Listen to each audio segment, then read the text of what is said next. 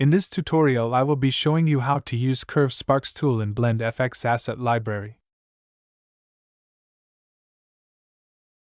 Firstly, add a curve to your scene and then just drag and drop the curve sparks from your asset library.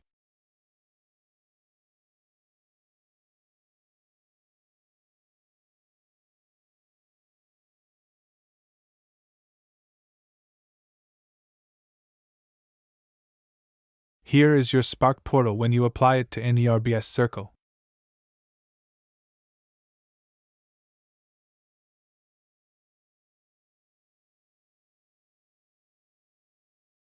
To create a custom shape, go to Edit mode by pressing Tab, press A and then X and delete all the vertices.